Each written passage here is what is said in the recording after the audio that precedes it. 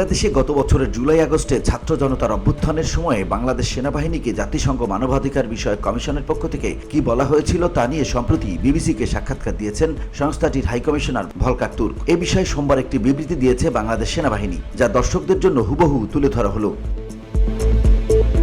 গত জুলাই আগস্টে ছাত্র জনতার আন্দোলনে বাংলাদেশ সেনাবাহিনীর ভূমিকা নিয়ে জাতিসংঘের মানবাধিকার বিষয়ক হাইকমিশনার মিস্টার ভলকার তুর্কের মন্তব্যের প্রতিক্রিয়া।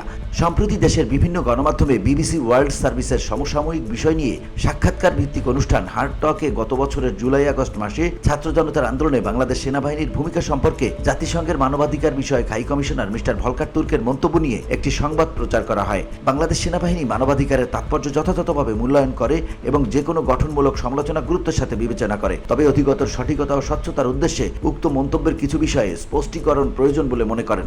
ধুলো, ময়লা ও ক্ষতিকর ধূলিকণা থেকে নিমিষেই মুক্তি দেয় চৌধুরী এয়ার পিউরিফায়ার। এর শক্তিশালী সাকশন ঘরের কোনায় কোনায় লুকিয়ে থাকা সকল ধুলা টেনে ফিল্টার করে এবং বের করে আনে নির্মল ও স্বাস্থ্যকর হাওয়া।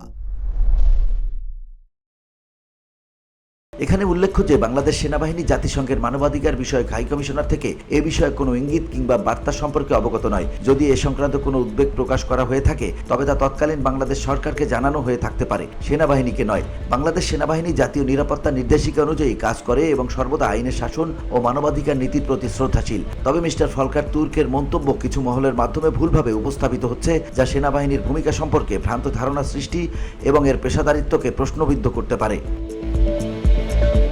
নিরপেক্ষতা ও সততার মহান ঐতিহ্য ধারণ করে বাংলাদেশ সেনাবাহিনী সর্বদা জনগণের পাশে থাকতে প্রতিশ্রুতিবদ্ধ।